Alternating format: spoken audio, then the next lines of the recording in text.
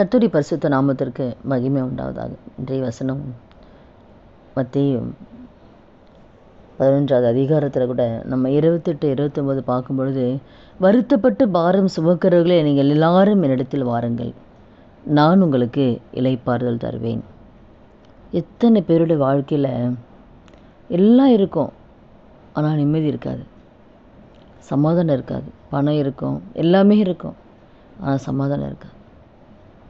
இப்போ எத்தனை ஜனங்க பாரப்பட்டு கொண்டு இருக்கிறாங்க, நிம்மதி இல்லை, என் வாழ்க்கையில் நிம்மதி இல்லை, எத்தனை நாளைக்கு இந்த பாடு, எத்தனை நாளைக்கு இந்த வேதனை, எத்தனை நாளைக்கு இந்த கண்ணீர், என் வாழ்க்கையில் நிம்மதி இல்லையே, என் வாழ்க்கையில் சமாதானம் இல்லைன்னு சொல்லி பாரத்தோடு இருக்கிற ஒவ்வொருவரையும் தான் ஆண்டவர் அழைக்கிறாரு, என்கிட்ட வாங்க, என் சமூகத்துக்கு வாங்க, நான் உங்களுக்கு இளைப்பாறு தருவேன்.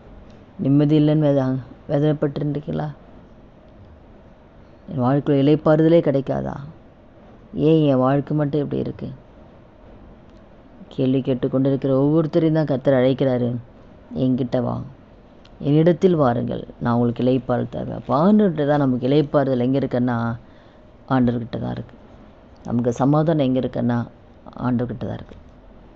அடுத்து, நான் சாந்தமும் மனத்தாழ்மையுமாக இருக்கிறேன், என் நுகத்தை உங்கள் மேல் ஏற்றுக்கொண்டு என்னிடத்தில் கற்றுக்கொள்ளுங்கள், அப்பொழுது உங்கள் ஆத்துமாக்களுக்கு இளைப்பாறுதல் கிடைக்கும். அப்போ நம்முடைய ஆத்துமாக்களுக்கு இளைப்பாறுதல் கிடைக்கணும்னா முதலாவது ஆண்டவருடைய சமூகத்துக்கு நம்ம போகணும். ரெண்டாவது, ஆண்டவர்கிட்ட நம்ம கற்றுக்கொள்ளணும். என் நுகத்தை, அதான் ஆண்டவர் சொல்கிறார், என் நுகத்தை உங்கள் மேல் ஏற்றுக்கொண்டு என்னிடத்தில் கற்றுக்கொள்ளுங்கள். என்ன கற்றுக்கொள்ளணும் ஆண்டவர்கிட்ட? அவர் இந்த உலகத்தில் வாழ்ந்தார், எப்படி வாழ்ந்தார், அவர் எப்படிலாம் ஆண்டவருடைய சத்தத்துக்கு கீழ்ப்படிச்சார், அவருடைய கட்டளைக்கு நாம கீழ்ப்படும். அவர் பிதாவின் சித்தத்தை அவர் செய்தார்ல, பிதாவை சொன்னதெல்லாம் செய்தார்ல. அப்போ நாமளும் ஆண்டோடைய கட்டளைகளுக்கு நம்ம கீழ்ப்படினோம். அதுதான் அவருடைய நுகம். அவரை போல நம்ம வாழணும். அதுதான் அவருடைய நுகத்தை, என் நுகத்தை ஏற்றுக்கொள்ளு, அப்போ தான் நமக்கு இளைப்பாறுதல் கிடைக்கும். அவர் கட்டளை நம்ம ஏற்றுக்கொள்ளணும். இப்போ அவருடைய வார்த்தைகளுக்கு நம்ம கீழ்ப்படினோம். அப்போ கீழ்ப்படியும் போது தான், அவருடைய கட்டளைகளை ஏற்றுக்கொண்டு நம்ம நடக்கும்பொழுது தான் நம்முடைய வாழ்க்கையில் நம்ம இளைப்பாறுதலை பெற்றுக்கொள்ள முடியும். அதான் சொல்கிறேன், நான் சாந்தமும் மனத்தாழ்மையாக இருக்கிறேன்னு, நீங்களும் அது போல் சாந்தமாக இருக்கணும், நீங்களும் அது போல் மனத்தாழ்மையாக இருக்கணும்.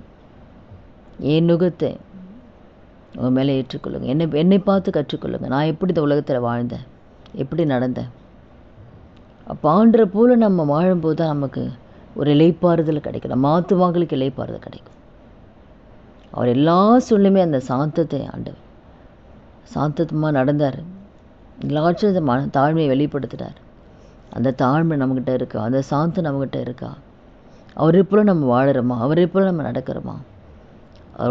அவரை பார்த்து நம்ம கற்றுக்கொள்ளணும். கிறிஸ்துவ இருக்கிற சிந்தை தான் நமக்குள்ளே இருக்கணும்.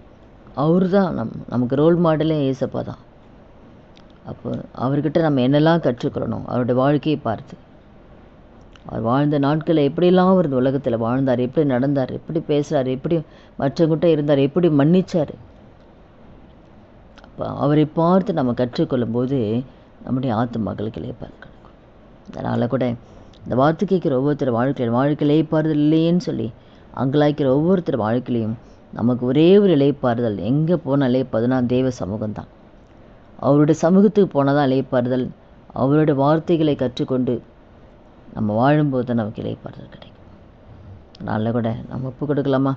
ஆண்டவரே, அப்பா, இந்த சமூகத்தில் நாங்கள் அந்த இளைப்பாறுதலை பெற்றுக்கொள்ளணும். இந்த சமூகத்தில் காத்திருந்து உம்மை தேடி உம்மை போல நாங்கள் மாறணும். ஆண்டவர், உடைய வார்த்தைகளை நாங்கள் கற்றுக்கொள்ளணும், உடைய வார்த்தைகள் இப்படி நாங்கள் நடக்கணும். அந்த கிருபையை கர்த்தர் கொடுத்து ஒவ்வொருத்தர் வாழ்க்கையில் இளைப்பாறுதலை கட்டளையிடும்படியாக செபிக்கிறான். ஆண்டவர், அந்த கருத்தில் ஒப்பு கொடுக்குற வார்த்தை கேட்குற ஒவ்வொருத்தர் வாழ்க்கையிலும் இந்த இளைப்பாறுதலை பெற்றுக்கொள்ள, சமாதானத்தை பெற்றுக்கொள்ள கர்த்தர் உதவி செய்யுங்கப்பா. உம்மை போல கர்த்தர் எங்களை ஒவ்வொருத்தரையும் மாற்றும். இயேசு கிறிஸ்து நாமத்தில் செபிக்கிறோம் நல்ல பிதாவே, ஆமீன். கர்த்தர் நாமத்துக்கு மகிமை உண்டாவதாக.